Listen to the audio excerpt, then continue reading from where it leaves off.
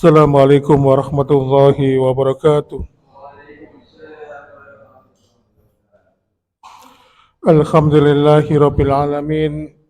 Summa alhamdulillahilladzi hamdan katsiran thayyiban mubarakan fi kama yuhibbu rabbuna wa yarda. Asyhadu an la ilaha illallah wahdahu la syarika lah wa asyhadu anna Muhammadan abduhu wa rasuluhu alladzi la nabiyya ba'da. Allahumma salli wa sallim wa barik ala Muhammadin wa ala alihi wa ashabihi wa man tabi'ahum bi ihsan ila yaumiddin. Fa ya ibadallah usikum wa nafsi bi taqwallah faqad fazal muttaqun. Qala ta'ala fi kitabil karim a'udzu billahi as-sami'il 'alim minas syaitonir rajim. Ya ayyuhalladzina amanu taqullaha haqqa tuqatih wala tamutunna illa wa antum muslimun.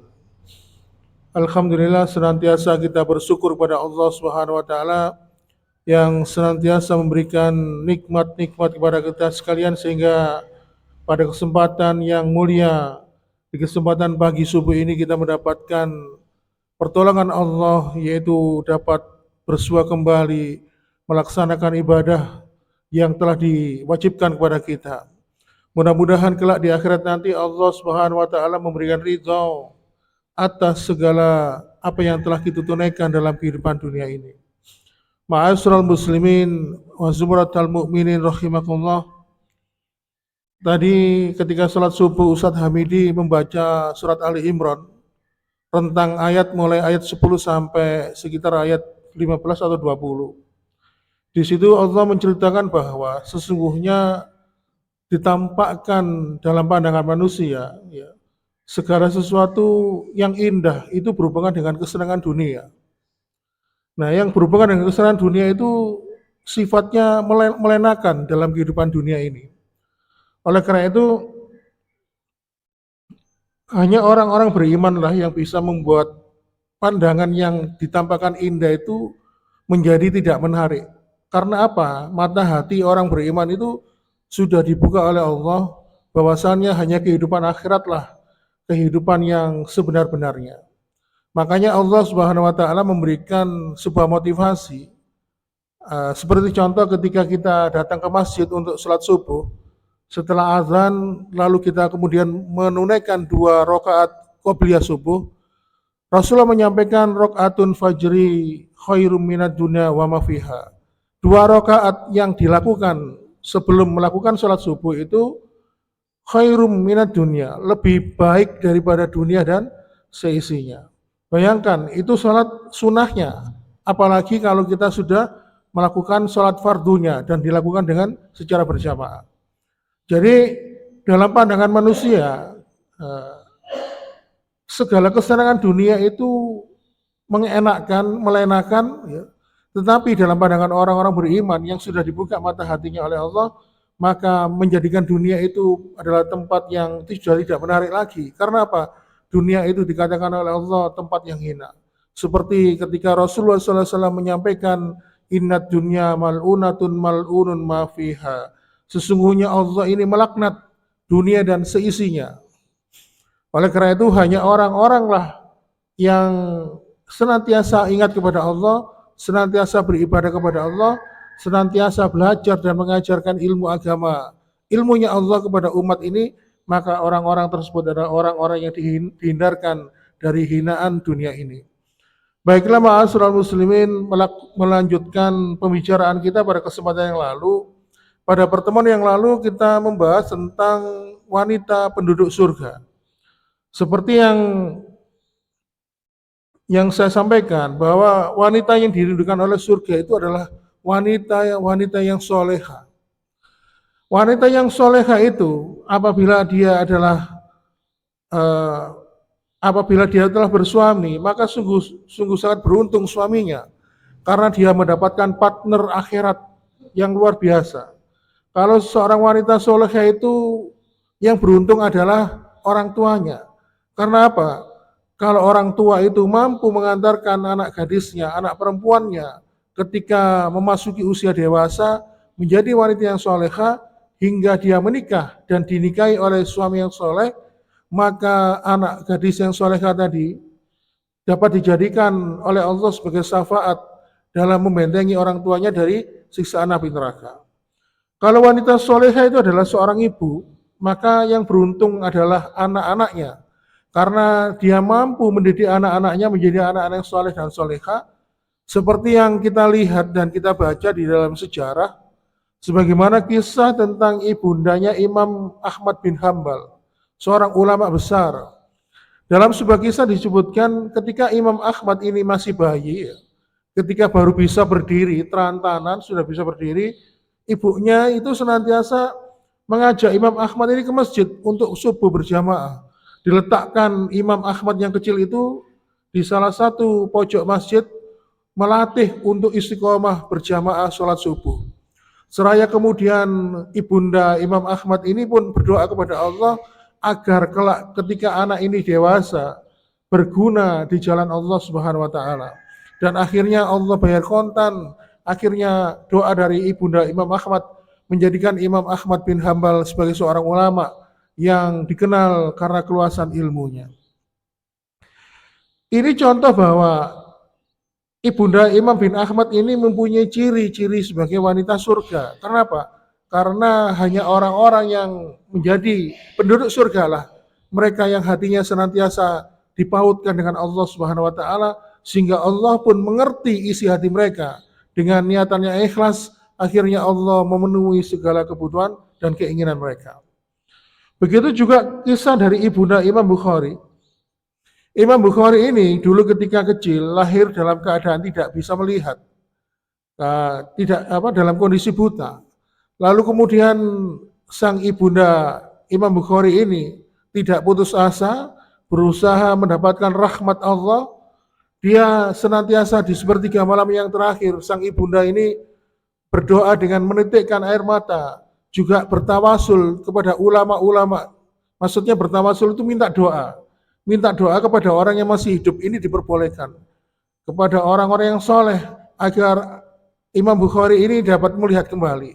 Sehingga akhirnya ibunda Imam Bukhari ini pun bernazar, ya Allah, jika anakku ini sudah bisa melihat kembali, maka aku titipkan dia di jalanmu, agar dia berguna dalam dakwah ini dan dalam membimbing umatmu ini.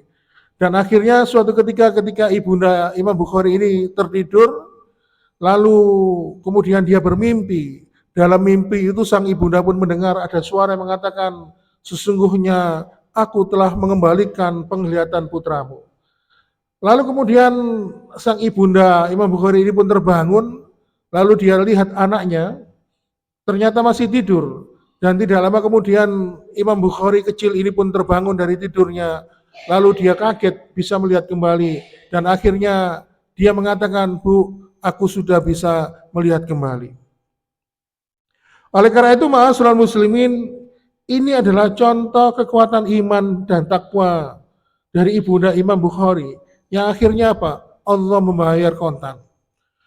Begitu juga dengan ibunda Salahuddin Al-Ayyubi, seorang wanita yang soleha, yang mampu mendidik anaknya menjadi seorang mujahid, yang akhirnya menyelamatkan muka umat Islam ini, membebaskan Al-Quds, sebagaimana Rasulullah SAW pernah mengabarkan, suatu hari nanti Al-Quds akan dibebaskan oleh seorang pemuda. Cukup menarik kisah dari ibunda Salahuddin Al-Ayyubi ini. Salahuddin Al-Ayyubi ini punya seorang guru, di mana gurunya ini sering menjodohkan dia dengan beberapa orang laki-laki. Tapi anehnya, setiap disodori figur seseorang laki-laki, ibunda dari Salahuddin Al-Ayyubi ini sering menolak laki-laki yang disodorkan, sehingga gurunya bertanya, kenapa setiap kali aku menjodohkan engkau dengan seorang laki-laki yang aku anggap baik untukmu, kenapa engkau selalu menolak? Lalu apa jawaban dari ibunda Salahuddin Al-Ayyubi? Lalu beliau pun mengatakan, sesungguhnya aku ingin bertemu dengan seorang laki-laki yang punya komitmen, ya, yang kalau dia ketika menikahiku, dia mampu menjadikan anakku, mendidik anakku menjadi anak yang akan mampu membebaskan Baitul Maqdis. Akhirnya permintaan dari Ibunda Salahuddin Al-Ayyubi ini pun akhirnya dikabulkan oleh Allah Subhanahu wa taala sehingga akhirnya mereka bertemu. Dan kemudian tidak lama kemudian singkat cerita lahirlah Salahuddin Al-Ayyubi ini dengan didikan yang keras, penuh disiplin dan didikan agama yang luar biasa sehingga menjadikan Salahuddin Al-Ayyubi ini menjadi seorang pemuda yang luar biasa. Dan akhirnya terbukti dengan usia belum mencapai usia 25 tahun dikisahkan Salahuddin Al-Ayyubi sudah mampu memimpin pasukan sehingga akhirnya bisa menaklukkan Al-Quds di Palestina. Sehingga Masjid Al-Aqsa kembali ke pangkuan umat Islam. Oleh karena itu, ma'asyiral muslimin wa sumratal mu'minin rahimakumullah, wanita solehah adalah wanita penduduk surga. Dan kesempatan yang lalu kita sudah membahas bahwasannya penduduk surga itu, wanita penduduk surga itu dibagi dua. Yang pertama adalah wanita penduduk dunia yang meninggal kemudian karena iman dan takwanya dijadikan oleh Allah sebagai penduduk surga sesuai janjinya. Dan yang kedua adalah wanita penduduk surga yaitu bidadari yang disebut sebagai hurun ain, di mana hurun ini adalah bidadari yang bermata jelita yang memang dijadikan oleh Allah sebagai tambahan kenikmatan bagi laki-laki yang dijanjikan oleh Allah masuk surga karena iman dan takwanya. Dan akhirnya timbul pertanyaan, lebih mulia manakah wanita penduduk surga dibandingkan dengan bidadari surga? Dan jawabannya pun tergantung apa? Tempatnya. Kalau misalnya wanita penduduk surga itu masih hidup di dunia, maka tidak ada yang bisa menyamai kemuliaan dan keutamaan seorang bidadari. Karena apa? Kalau seorang bidadari itu diajak berkelana di dunia ini, ya, dihadirkan di dunia ini, dalam sebuah riwayat disebutkan maka seluruh kecantikan yang ada di dalam dunia ini menjadi hambar karena terkalahkan oleh kehadiran satu orang bidadari. Oleh karena itu dalam sebuah riwayat disebutkan ada seorang sahabat yang ketika tidur itu bermimpi. Dalam mimpinya sahabat ini berjalan, ya, kemudian dia bertemu dengan seorang wanita yang sangat cantik dalam pandangannya. Lalu kemudian si sahabat ini bertanya, Ainum Mardiyah, apakah engkau Ainum Mardiyah? Apakah engkau pemimpin dari bidadari di surga? Jadi Ainum Mardiyah itu pemimpin dari sekelompok bidadari di surga. Jadi bidadari itu punya komandan, punya atasan, punya bawahan dan anak buah. Oh bukan, aku adalah pengikutnya, aku adalah anak buahnya. Sahabat ini kan kaget, wong anak buahnya saja sudah cantiknya seperti ini. Bagaimana kalau pimpinannya? Pasti lebih cantik lagi. Akhirnya berjalanlah sahabat ini bertemu lagi dengan seorang wanita yang cantik.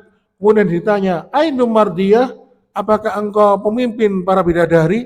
Oh bukan, aku ini adalah pengikutnya. Lalu berjalan lagi, ketiga kalinya dia bertemu dengan seorang wanita yang cantik. Ditanya lagi, Ainum Mardiyah, apakah engkau pemimpin bidadari? Bukan. Lalu akhirnya sahabat ini pun berjalan lagi dan bertemu dengan seorang wanita yang sangat cantik dibandingkan yang sebelum-sebelumnya. Lalu bertanya, Ainum Mardiyah, apakah engkau pemimpin para bidadari? Dia mengatakan, iya, betul, aku adalah Ainum Mardiyah, pemimpin para bidadari. Lalu kemudian sahabat laki-laki ini tersenyum, kemudian dia berusaha menyentuh Ainum Mardiyah tadi. Lalu dihadang dan dihalangi oleh bidadari itu mengatakan, kamu tidak boleh menyentuh aku, karena engkau belum halal untukku, karena engkau belum masuk ke dalam surga ini. Lalu akhirnya apa ma'asyiral muslimin? Akhirnya sahabat itu tadi pun terbangun dari tidurnya, tersadar dari mimpinya. Akhirnya tidak lama kemudian sahabat ini pun ikut berjihad, berperang, menegakkan kalimat Allah, sehingga akhirnya pun dia gugur di dalam peperangan itu, dan akhirnya dia masuk surga, dan dia mendapatkan sesuai dengan apa yang dia mimpikan. Oleh karena itu, Ini menunjukkan bahwa kecantikan bidadari di surga tidak mampu disamai dengan kecantikan wanita yang ada di dunia. Oleh karena itu, nanti di dalam kehidupan surga, setiap manusia yang hidup di dunia, termasuk wanita-wanita yang hidup di dunia, yang kemudian masuk surga, mereka itu punya ingatan, punya memori yang kuat dengan keluarga mereka dalam kehidupan dunia. Sehingga mereka ini punya kenangan indah dulu, saling bernostalgia. Berbeda dengan bidadari surga, mereka tidak punya memori, tidak punya ingatan tentang hal itu. Oleh karena itu, ma'asyiral muslimin wa zumratal mu'minin rahimakumullah, Allah Subhanahu wa taala berfirman di surat ke-56, surat Al-Waqiah, di ayat yang ke-35 sampai 38. Inna ansha'nahunna insya'a faj'alnahunna abkara urban atraba li ashabil yamin. Allah Subhanahu wa taala berfirman, kami yang menciptakan bidadari itu, lalu kami jadikan mereka seperti seorang yang perawan, yang penuh dengan cinta, dan mereka umurnya sebaya untuk mereka dari golongan kanan. Jadi golongan kanan itu adalah untuk kaum mukmin. Imam Baghawi menafsirkan ayat di atas, lalu kami jadikan mereka perawan-perawan. Beliau berkata, bahwasannya nanti ketika di dunia, wanita-wanita yang sudah tua, renta, ya, sudah keriput, ketika mereka dimasukkan surga ke dalam surga oleh Allah, maka kondisi mereka akan dikembalikan seperti sedia kala, seperti seorang gadis yang masih perawan. Makanya berkaitan dengan ayat tersebut, Rasulullah SAW pernah didatangi oleh seseorang nenek-nenek. Nenek-nenek itu berkata, diriwayatkan dari seorang sahabat Abdul Ibnu Humaid, menceritakan bahwa pernah ada seorang nenek itu berkata kepada Rasulullah, ya Rasulullah, doakanlah kepada Allah, semoga aku dimasukkan ke dalam surga. Maka Rasul pun menjawab, sesungguhnya surga itu tidak dimasuki oleh seorang nenek-nenek. Maka nenek-nenek itu pun menangis. Akhirnya apa? Rasulullah SAW memerintahkan seseorang mengabarkan kepada nenek itu, mengatakan bahwasannya nanti di surga itu tidak ada nenek-nenek. Karena apa? Setiap wanita yang sudah tua renta akan dikembalikan seperti sedia kala sebagaimana dalam kehidupan dunia. Oleh karena itu, ma'asyiral muslimin wa zumratal mu'minin rahimakumullah, kalau tadi wanita di surga itu tidak bisa disamai oleh wanita dunia, maka keadaannya akan berbalik. Kalau wanita yang hidup di dunia itu, penduduk dunia, kemudian dia di surga, dimasukkan surga oleh Allah, maka para bidadari itu, yaitu yang mereka mendapatkan gelar Ainul Mardiyah, pemimpin para bidadari, mereka akan dijadikan bawahan atau anak buah dari wanita di dunia yang dimasukkan surga oleh Allah Subhanahu wa taala. Sehingga wanita di dunia yang dimasukkan surga oleh Allah derajatnya lebih tinggi. Karena apa? Mereka mempunyai kedudukan lebih mulia dibandingkan para bidadari itu. Oleh karena itu, ma'asyiral muslimin wa zumratal mu'minin rahimakumullah, oleh karena itu Allah Subhanahu wa taala memberikan keutamaan kepada wanita, bahwasannya wanita yang ketika dalam kehidupan dunia, ya, dia tidak perlu banyak melakukan ibadah, cukup sholat 5 waktu, berpuasa di bulan Ramadan, lalu kemudian dia berbakti kepada suaminya, maka dia dapat memasuki surga dari pintu mana saja yang dia kehendakinya. Nah, kenapa kok demikian? Kok enak jadi orang laki-laki? Kok enak jadi suami? Hanya mendapatkan ridho dari suaminya. Perlu diketahui bahwa tanggung jawab suami itu sangat besar. Karena nanti segala sesuatunya yang mempertanggungjawabkan adalah suaminya. Bagaimana nafkah yang diberikan kepada keluarganya, bagaimana pola pendidikan kepada keluarganya, sampai pakaian, makanan yang diberikan kepada anak istrinya pun nanti yang diminta pertanggungjawaban adalah suaminya. Makanya bahkan dalam sebuah riwayat, kalau ada anak dan istri anggota keluarga itu yang melakukan dosa dan kesalahan, maka yang diminta pertanggungjawaban adalah suaminya. Maka tugas wanita soleha adalah dia mendapatkan ridho dari suaminya, dan disinilah tanggung jawab seorang suami yang begitu besar, karena saking besarnya Allah jadikan dia menjadi mempunyai tanggung jawaban di hadapan Allah yang sangat luar biasa. Hisabnya lebih panjang, mempertanggungjawabkan segala sesuatu yang dia buat untuk keluarganya. Oleh karena itu, ma'asyiral muslimin, mudah-mudahan seperti yang saya sampaikan tadi, para penduduk surga itu mempunyai memori ingatan, kenangan ketika mereka dalam kehidupan dunia. Ya. Semoga hal itu juga terjadi pada diri kita dan keluarga kita masing-masing bisa menjadi penduduk surga, sebagaimana sudah yang pernah kita sampaikan pada kesempatan yang lalu, ketika kita membahas bagaimana keluarga itu bertemu di dunia, kemudian sempat berpisah dalam kehidupan akhirat, dalam kehidupan dunia karena dipisahkan kematian, lalu dipertemukan kembali oleh Allah dalam kehidupan surga. Mudah-mudahan yang singkat ini ada guna dan manfaatnya. Saya akhiri, wassalamualaikum warahmatullahi wabarakatuh.